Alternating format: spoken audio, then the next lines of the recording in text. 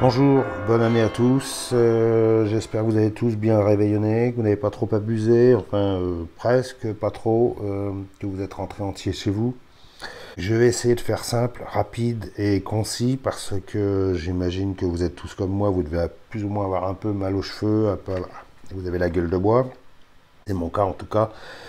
Pour vous présenter un couteau que je destine à offrir à quelqu'un, et donc que j'ai acquis cet après-midi et qui va me passer brièvement entre les mains. Donc je vous le présente rapidement avant de vous de l'offrir. Voilà. C'est le modèle RAT 2 de chez Ontario. Un modèle qui est très réputé. Ça fait longtemps qu'il existe.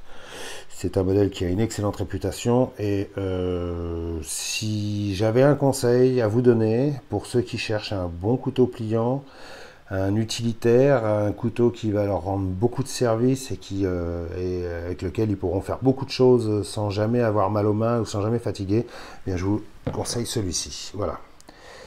Le RAT de chez Ontario. Celui-ci c'est le RAT 2, c'est le petit frère du RAT 1. Le RAT 1 est un peu plus grand. Même beaucoup plus grand, il doit être un peu plus, il doit être long comme ça à peu près. Et celui-ci c'est le RAT 2. Alors le RAT 2 évidemment fait un excellent EDC. Voilà, si vous avez envie de le laisser dans une trousse EDC ou si vous aimez avoir toujours un petit couteau au fond de la poche, celui-ci sera parfait pour vous. Si vous avez des mains pas trop grosses, moi j'ai des grosses paluches assez larges donc il n'est pas spécialement adapté à mes mains. Par contre, si vous avez des mains assez fines, celui-ci sera parfait pour vous. Voilà. C'est un joli couteau, bien fait, bien fini, surtout bien pensé, bien conçu, avec une lame qui remonte, un dos de lame qui remonte légèrement comme ça. Il a vraiment été fait pour travailler ce couteau, avec du jimping dans cette partie-là qui vous permet de pouvoir appuyer le pouce et de forcer dessus, mais vraiment c'est la première chose qui frappe quand on voit ce couteau. Il n'est pas spécialement, c'est pas le plus joli de la terre, hein. C'est pas le couteau qui va faire waouh, mais par contre on voit tout de suite qu'il a été fait pour bosser, quoi. Il a la forme de cette lame, ce ventre bien rond là comme ça, cet arrondi en bout de lame, la lame qui remonte sur le dos et puis la possibilité de placer son doigt très près du tranchant ici, ou alors de le mettre dans l'encoche et puis voilà, on peut vraiment forcer. C'est vraiment un super couteau. Vous pouvez, le clip est à 4 positions, 1, 2, 3 et 4. L'acier c'est du AES 8, c'est un acier chinois. Alors ça c'est un couteau qui est fabriqué en Chine, enfin plus exactement il est fabriqué à Taïwan. Voilà. C'est un grand classique chez Ontario. C'est un couteau qui, bon, la réputation n'est plus à faire. Franchement, si vous avez envie d'avoir un couteau pas trop cher, parce qu'il n'est pas vendu très cher et de très bonne qualité, c'est celui-ci que je vous conseillerais. C'est un système liner lock. Comme vous pouvez voir, le liner lock va bien jusqu'au centre de la lame. La lame est plutôt bien centrée. Plutôt pas mal centrée, ouais. Je sais pas si je peux arriver à le montrer comme ça. Voilà. Bon centrage de lame. La fluidité du mouvement, c'est assez étonnant d'ailleurs. C'est hop. Il n'y a même pas besoin de forcer. Même pas besoin de donner un coup de poignet ou quoi que ce soit. Juste une petite poussette du pouce comme ça. Toc. Et alors, vous avez un petit ressort de rappel ici. Tac. Vraiment super matos. C'est un vrai plaisir à utiliser. Regardez ça. Hop. super matos. Je vais vous donner les caractéristiques de ce couteau, mais avant ça, je vais vous le comparer avec d'autres modèles. Je vais vous le comparer avec, par exemple, avec le Sanrenmu 7010. Voilà, qui ressemble un peu au Chris Reeves Sebenza, là, le mini Sebenza. Bon, c'est vrai qu'il est bien pompé sur ça. Un peu dans les mêmes dimensions. Très bon petit couteau que vous trouvez à 6 € celui-ci. Là, il est sous la marque Eden. Mais en principe, c'est un Sanrenmu. Par contre, le mécanisme, bon, c'est pas aussi précis et aussi fluide que le Rat. Hein. Je peux vous le comparer avec avec le Delica de chez Spyderco. Alors, ce Delica-là est très ancien. Hein, il a 30 ans d'âge. Mais bon, les nouveaux modèles ont quasiment pas changé. Ils ont conservé la même forme et la même taille. Donc, comparé avec le Delica. Et puis, je peux vous le comparer avec le Kershaw Dividende. Alors, le Kershaw Dividende joue exactement dans la même catégorie que le Rat. Hein. Vous voyez, même longueur de lame, même longueur de manche. Bon, la différence de mécanisme, c'est que le Kershaw, lui, il a un système à flipper avec un ressort de rappel. Donc c'est une ouverture extrêmement éclair. Vous avez juste à donner un petit coup avec le doigt, pof, ça s'ouvre tout seul. Et puis quand vous le refermez, ben il faut forcer un petit peu sur le ressort. Hein. C'est un procédé de chez Kershaw. Ça marche bien. Bon. Moi, j'apprécie pas spécialement pour la bonne et simple raison, c'est que j'aime bien l'ouverture flipper, je trouve ça très impressionnant, hop, ça claque, c'est flash, quoi, voilà. Par contre, une fois que le flipper est ouvert, ça forme une garde pour l'index ici qui me dérange. Voilà, moi, si je veux prendre le couteau et si je veux forcer un peu avec, je vais finir par avoir le flipper qui va me faire chier là, juste à l'endroit de l'articulation. Je trouve ça assez désagréable et ça finit par faire des ampoules. Donc, du coup, bah, le système flipper, j'apprécie pas trop. Par contre, voilà, le système que j'apprécie le plus, c'est les thumb studs comme ça, qui sont vraiment bon. C'est ce qui est le plus pratique à mon avis. Ça prend pas de place, ça fait pas chier une fois que c'est ouvert, il n'y a rien qui gêne les doigts, et puis voilà. Donc, c'est le couteau que je vous conseillerais si vous cherchez un bon petit couteau EDC, un petit couteau utilitaire. Dans sa version RAT 2, c'est-à-dire en petite taille, ou le RAT 1 qui est en plus grande taille. Vous l'avez en décliné de différentes couleurs de plaquettes. Ça, c'est des plaquettes en FRN, c'est de la fibre de verre. Donc l'acier, je l'ai dit, c'est du AUS 8, un acier chinois.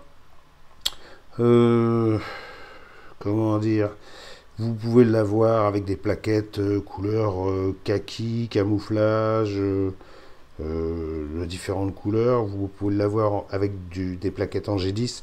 Moi, honnêtement, je vois pas trop la différence entre le G10 et le FRN. Alors, je sais que la matière n'est pas la même.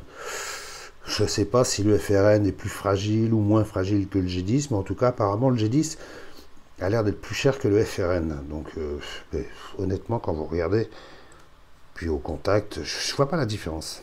Il faudra qu'on me l'explique un jour si quelqu'un la connaît, si quelqu'un sait en quoi le G10 est plus avantageux et plus intéressant que le FRN, il faudra me l'expliquer. Comment dire, vous avez également, il est décliné également avec des plaquettes en carbone, en vrai carbone, mais là par contre on passe à des prix plus élevés. Hein. En acier D2, ou alors avec des aciers encore plus évolués que le D2. Maintenant, moi, je conseillerais le modèle de base, c'est-à-dire plaquette en FRN, acier AUS 8. Ça ne sert à rien de faire du snobisme à propos des aciers. Il ne faut pas oublier une chose, c'est que ces petits couteaux-là sont destinés à être utilisés tous les jours. Vous ne les utilisez pas 8 heures ou 10 heures par jour. Donc, il n'y a pas besoin d'avoir un super acier qui tient le tranchant comme vraiment l'acier de Superman. Ça ne sert à rien. La US 8 remplira entièrement son office, fera entièrement son office si vous avez des cartons à découper, de la viande à découper, un peu de taillage de bois, etc., etc. Et puis en fin de journée, s'il a perdu un peu de son tranchant, vous le repassez un petit coup sur la pierre, et puis voilà, c'est retrouvé. Les aciers les plus évolués, les aciers les plus chers, qui ont un tranchant qui tient super fort, super longtemps, sont souvent les plus chiants à affûter.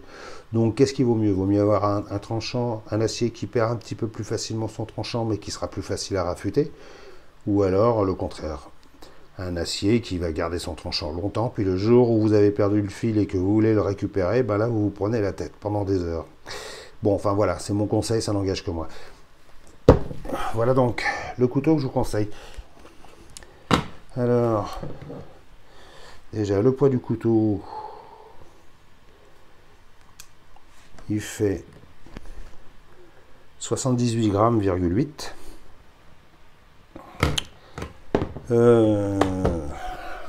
sa longueur, la longueur fermée, il fait 10 cm, 10 cm,2. Longueur ouverte, vous voyez avec quelle facilité il s'ouvre. Hein. Longueur ouverte, je dirais, il fait 17 cm et demi. Épaisseur de lame. Alors l'épaisseur de lame. Épaisseur de lame. 2 mm 3. Et puis bon ben voilà quoi. Sincèrement, moi c'est un couteau que je trouve assez joli. Hein. Je trouve qu'ils ont une belle gueule, ils ont une belle forme, mais surtout ils sont, quand vous voyez la forme de cette lame là, on sent vraiment que c'est un couteau qui est fait pour travailler quoi. Il n'est pas fait juste pour faire joli dans la poche. Il est vraiment fait pour bosser. C'est un grand classique de chez Ontario. Son concurrent direct, c'est le SI, je sais plus comment ça, il s'appelle le Zancudo ou quelque chose comme ça. Mais bon, moi, de préférence, je trouve que le Rat est vraiment le mieux conçu. Si vous n'avez pas des mains trop grandes, si vous voulez un bon petit EDC, le Rat 2, ça sera vraiment parfait pour vous. En plus, vous le trouvez sur différents sites et à différents endroits entre 38, 40, 45, 50 euros. Enfin, ça dépend de l'endroit où vous l'achetez. Et puis, ça dépend. Vous avez des manches, vous avez des plaquettes en carbone, vous avez des plaquettes en G10, vous avez des lames en D2. Enfin, bon, vous avez des lames noires. Enfin, bref, il est décliné quand même de toutes les façons. Mais c'est un super couteau. Je vais vous faire vite fait un petit test de coupe. Très rapidement. Regardez ça. Affûtage parfait. Mais vraiment, il n'y a rien à dire. Et ça glisse tout seul. Si vous cherchez un couteau qui coupe parfaitement bien en sortie de boîte, je vous conseille celui-ci. Regardez ça, c'est un bonheur. On n'a plus envie de s'arrêter quand on a commencé.